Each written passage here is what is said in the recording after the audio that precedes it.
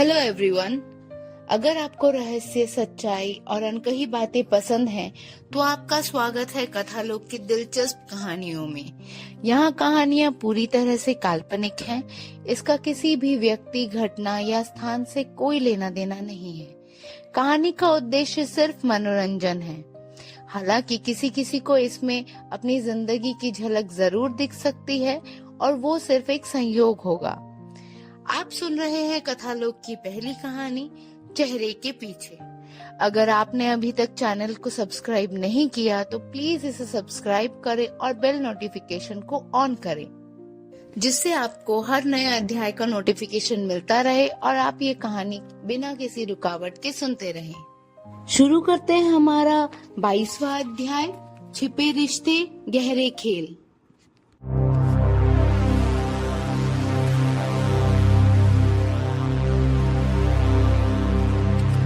राहुल के केबिन का दरवाजा बंद होते ही एक अजीब सी खामोशी छा गई।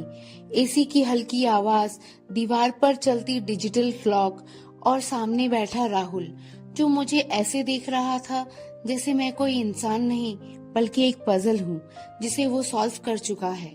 कमरे में हल्की कॉफी की खुशबू थी और खिड़की से आती धूप उसके चेहरे पर एक चमक डाल रही थी। मुझे पता था तुम आ जाओगी। राहुल की आवाज बिल्कुल स्थिर थी, जैसे ये कोई गेस नहीं, सर्टेनिटी हो। मैंने हल्की मुस्कान दी। तुम्हें पता था? तो तुम मेरा इंतजार कर रहे थे या मुझे यहाँ लाने की प्लानिंग? राहुल ने सीधे होते हुए कहा, मैंने एग्रीमेंट फाइनल करके मिस्टर मर्चेंट के पास भिजवा दिया है। मुझे पता है, मैंने कहा। मैं तो यहाँ तुमसे मिलने आई हूँ। राहुल ने टेबल पर उंगलियां थपथपाई और झुककर बोला, बात सिर्फ मिलने की नहीं है नताशा, पूरी बात बताओ। तुम यहाँ किसी वजह से आई हो, है ना? मेरा दिल एक सेकंड के लिए रुक गया। अंदर एक हल्की हलचल हुई, पर चेहरे पर वही शांति। तो अब मैं तुमसे मिलने भी नहीं आ सकती? मैंने थोड़ा नाराजगी दिखाई और उठकर खिड़की की तरफ धीरे धीरे बढ़ने लगी। मैं बाहर शहर को नहीं देख रही थी, मैं ढूंढ रही थी हिडन सर्वर का रास्ता, दीवारों की अलाइनमेंट, केबिन की structure, floor pattern. Hidden server यहीं कहीं है। सब कुछ मैं अपनी आंखों में लगे लेंस से स्कैन कर रही थी। तभी पीछे से कदमों की आवाज आई। राहुल मेरे पास आ चुका था। उसने धीरे से मेरा हाथ पकड़ लिया और मुझे अपनी तरफ मोड़ा। तुम यहाँ कभी भी आ सकती हो। उसकी पकड़ हल्की थी, पर कंट्रोल पूरा था। ये ऑफिस तुम्हारा भी है। उसकी आवाज नरम थी, पर इरादा साफ नहीं था। उसकी आंखें मेरी आंखों में टिकी थी, जैसे वो सिर्फ बात नहीं, रिएक्शन पढ़ रहा हो। मैंने नजरें झुका ली, पर दिमाग फुल अलर्ट। राहुल मुझे अपने चेयर पर बिठाता है और सिस्टम ऑन करता है। अब इसे ध्यान से देखो। स्क्रीन ब्लिंक हुई, लोडिंग, एक सॉफ्ट एनिमेशन और फिर समाधान 2.0। एक sleek glowing interface, smooth animation, जैसे कोई फ्यूचरिस्टिक कंट्रोल सिस्टम, और एक लोगो जो जरूरत से ज्यादा परफेक्ट था। डिजाइन बहुत ही एडवांस था। मैंने उसकी तरफ हैरानी से देखा। इतनी जल्दी अपग्रेड रेडी हो गया? राहुल मुस्कुराया। रिलैक्स बेबी, ये सिर्फ प्रोटोटाइप है। असली वर्जन इससे कहीं ज्यादा पावरफुल होगा। पावरफुल या डेंजरस? मैंने मन में सोचा। तो ये किसके लिए? मैंने कैजुअली पूछा। कल पार्टी के बाद हम इसे उन्हें दिखाएंगे, उसने कहा।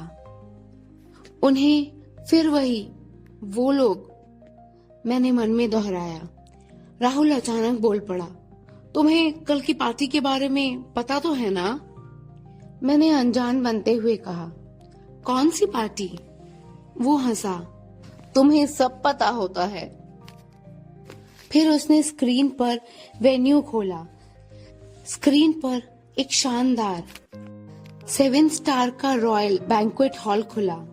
गोल्डन शैंडलियर्स जो हवा में तैर रहे थे, उसकी क्रिस्टल रिफ्लेक्शंस पूरे हॉल को रोशन कर रही थी। व्हाइट और गोल्ड थीम, हर जगह fresh flowers, orchids and roses. Entrance पर एक grand floral gate red carpet के साथ। सेंटर में एक बड़ा सा स्टेज और उसके पीछे एलईडी स्क्रीन। साइड में एक सर्कुलर फ्लोरल डेकोरेशन, बिल्कुल रिंग जैसा, रॉयल, लग्जरियस, परफेक्ट। सेलिब्रेशन से ज्यादा अनाउंसमेंट जैसा लग रहा था। मैं अचानक बोल पड़ी, ये तो किसी एंगेजमेंट या रिसेप्शन का डेकोर जैसा लग रहा है। राहुल के चेहरे पर एक सेकंड के लिए शॉक आया, लेकिन उसने तुरंत खुद को संभाला। होटल का स्टैंडर्ड डेकोर है। राहुल अपने केबिन के इंटरकॉम से कॉल करता है, सेंड आरव। कुछ ही देर में दरवाजा खुलता है और सामने आरव। जैसे ही वो अंदर आया, एक पल के लिए समय रुक गया। मेरी नजर उसकी आंखों से टकराई। वो भी मुझे देख रहा था, उतना ही शॉक्ड, उतना ही संभला हुआ। लेकिन अगले ही पल हम दोनों ने अपने चेहरे पर एक परफेक्ट स्माइल पहन ली। हम दोनों जानते थे, यहाँ एक भी गलती सब कुछ खत्म कर सकती है। राहुल की नजरें हम दोनों पर थी। वो सब कुछ नोटिस कर रहा था। उसने आरव को बैठने का इशारा किया। आरव सामने वाली कुर्सी पर बैठ गया। मैं अभी भी राहुल की कुर्सी पर बैठी थी और राहुल मेरे बिल्कुल पास खड़ा था। उसकी मौजूदगी जैसे हर रिएक्शन को कंट्रोल कर रही हो। पहचाना इसे? राहुल ने मेरी तरफ देखते हुए पूछा। कमरे में एक सेकंड की खामोशी जो बहुत लंबी लग रही थी। मैंने आरव की आंखों में देखा और फिर मुस्कुराई। हाँ, आरव मेहता, मेरे बचपन का दोस्त। आरव की आंखों में हैरानी की हल्की झलक आई, पर अगले ही पल उसने मुस्कुराकर कहा, हाँ, हम बचपन में साथ थे। फिर जिंदगी अलग रास्तों पर ले गई। आरव ने बात को संभाल लिया। मेरी जान में जान आई। हम दोनों एक दूसरे को देख रहे थे, जैसे आंखों में ही पूरी कन्वर्सेशन चल रही हो। राहुल सब ऑब्जर्व कर रहा था। इंटरेस्टिंग, राहुल ने मुस्कुराकर कहा। मुझे तुम्हारे बारे में सब कुछ पता है।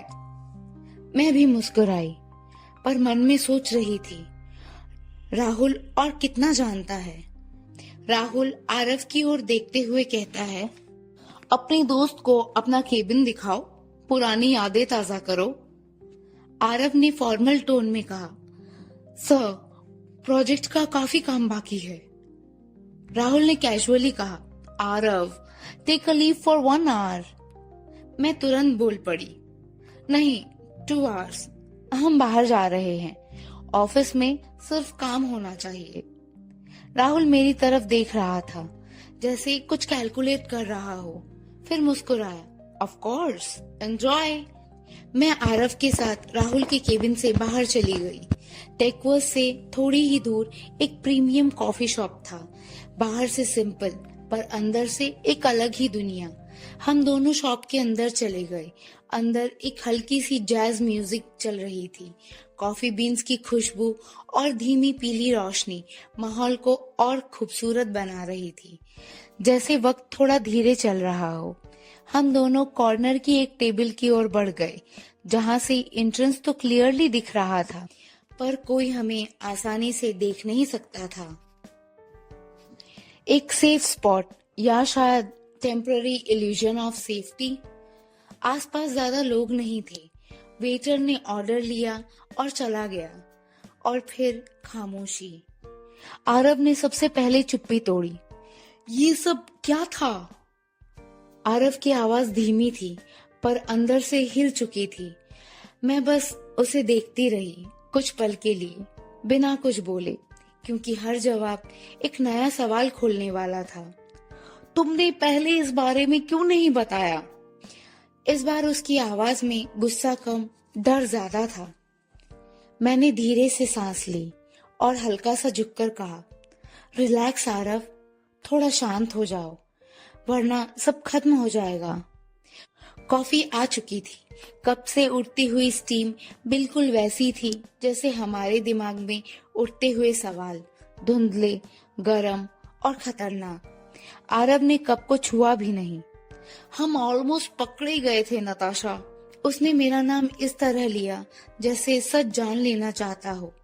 मैं थोड़ी सी आगे झुकी, उसकी आंखों में सीधा देखते हुए कहा, मुझे नहीं पता था राहुल को इतना पता है, और जितना वो जानता है उतना ही डेंजरस है। आरव ने कॉफी कप उठाते हुए पूछा, और तुम्हें इतना कैसे पता? मेरे होठों पर एक हल्की सी मुस्कान आई, पर वो मुस्कान गर्म नहीं थी, ठंडी थी। क्योंकि मैं रुक गई। कॉफी की स्टीम मेरे चेहरे के सामने से गुजर रही थी। मैं सब जानती हूँ। उसने आंखें सिकोड़ी। कैसे? मैंने सीधा जवाब नहीं दिया, क्योंकि कुछ सच बोलने के लिए नहीं होते, सिर्फ वक्त आने पर सामने आते हैं। ये जगह ठीक नहीं है, मैंने धीरे से कहा। दीवारों के भी कान होते हैं। मैंने आंखों से पूरे कॉफी शॉप का एक चक्कर लगाया। कॉर्नर कैमरा, एंट्रेंस रिफ्लेक्शन, एक आदमी जो फोन में बिजी था पर बार बार हमें देख रहा था। और राहुल के लोग हर जगह हो सकते हैं। आरव थोड़ा पीछे हुआ। उसने पहली बार कॉफी का सिप लिया, पर उसका हाथ हल्का सा कांप रहा था। मैं धीरे से उसकी तरफ झुकी। आरव, एक बात समझ लो, नताशा सिर्फ तुम्हारी दोस्त नहीं थी। स्कूल से ही तुम दोनों एक दूसरे के बहुत क्लोज थे, और जब वो ऑक्सफोर्ड से वापस आई, मैं थोड़ी धीमी हो गई। तब तुम दोनों को समझ आया कि ये दोस्ती से ज्यादा है। आरव ने हल्की आवाज में पूछा, मतलब? मैंने सीधा जवाब दिया, तुम दोनों एक दूसरे से प्यार करते थे। एक पल के लिए वह चुप हो गया। फिर उसने पूछा, और राहुल? मैंने ठंडी सी मुस्कान के साथ कहा, राहुल हमेशा नताशा को चाहता है, पर नताशा नहीं। एक बात बताओ, उसने धीरे से कहा, राहुल को आरव और नताशा के पास्ट के बारे में कितना पता है? मैं चुप रही। फिर धीरे से कहा, उतना जितना उसे पता होना चाहिए, और शायद उससे ज्यादा। आरव ने हैरान होते हुए पूछा, और अगर उसे सब पता चल गया तो? मैंने कप उठाया और एक सिप ली। तो फिर? मैंने उसकी तरफ थोड़ा झुककर धीमी आवाज में कहा, गेम खत्म नहीं होगा आरव, बस रूल्स बदल जाएंगे। एक लम्हा जहां दोनों चुप थे, सिर्फ घड़ी की हल्की टिक टिक और दूर से आती कॉफी मशीन की आवाज। आरव ने फाइनली पूछा, तुम कौन हो नताशा? मेरा दिल एक सेकंड के लिए रुक गया, पर चेहरे पर कोई असर नहीं आया। मैंने कोई सीधा जवाब नहीं दिया। अब बस जो मैंने बताया है सिर्फ उतना याद रखो, नॉर्मल बिहेव करो, और सबसे जरूरी, मैंने धीरे से कहा, राहुल को कभी अंडर एस्टिमेट मत करना। पर वो दोनों कहाँ गए? आरव ने पूछा। मैंने हल्की सी मुस्कान दी। वक्त आने पर तुम्हें सब पता चल जाएगा। तभी अचानक एक आवाज आई, नताशा। हम दोनों ने एक साथ मुड़कर देखा। राहुल। कब से वो वहां था? कितना सुन चुका था? कोई नहीं जानता। उस पल मुझे बस एक ही बात समझ आई, गेम अब एक नए लेवल पर पहुंच चुका है। माहौल बहुत टेंस हो गया। राहुल ने नॉर्मल टोन में कहा, कोई सीरियस बात चल रही थी क्या? कहीं मैंने डिस्टर्ब तो नहीं किया? मैंने खुद को सामान्य करते हुए कहा, नहीं, पर तुम अचानक यहाँ? राहुल ने थोड़ी जल्दी दिखाई। चलो वेन्यू विजिट करते हैं। मैंने एक आखिरी बार आरव को देखा, फिर राहुल के साथ चली गई। 1 घंटे में ही हम वेन्यू तक पहुंच गए। राहुल हर डिटेल्स को पर्सनली चेक कर रहा था, पर बीच बीच में उसकी नजर मुझ पर टिक जाती थी, जैसे वो मुझे पढ़ रहा है। मैं भी पूरी तरह से अलर्ट थी, हर मूवमेंट कैलकुलेटेड, हर स्माइल कंट्रोल्ड। सूरज ढल रहा था, धीरे धीरे अंधेरा होने लगा था। वेन्यू का काम पूरा होते ही राहुल ने मुझे मेरे विला पे ड्रॉप किया। कार को स्टार्ट करके विंडो से हल्का सा झुककर बोला, कल का इंतजार रहेगा बेसब्री से। फिर वो चला गया। मैं अपने कमरे में आई, लाइट्स ऑफ किया, सिर्फ खिड़की से आती हल्की रोशनी। मैं बेड पर बैठी थी और मन में एक ही बात चल रही थी, राहुल को आखिर कितना पता है, वो चाहता क्या है। मेरी आंखों में डर नहीं था, सिर्फ कैलकुलेशन और एक गहरा राज।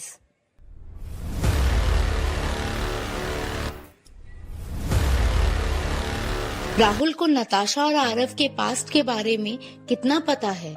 नताशा असल में कौन है और वो इतना सब कुछ कैसे जानती है? राहुल का असली प्लान क्या है? प्यार या एक डेंजरस गेम? जानने के लिए सुनिए हमारा अगला अध्याय कथालोक पर। आपको ये कहानी कैसी लग रही है हमें कमेंट करके जरूर बताएं।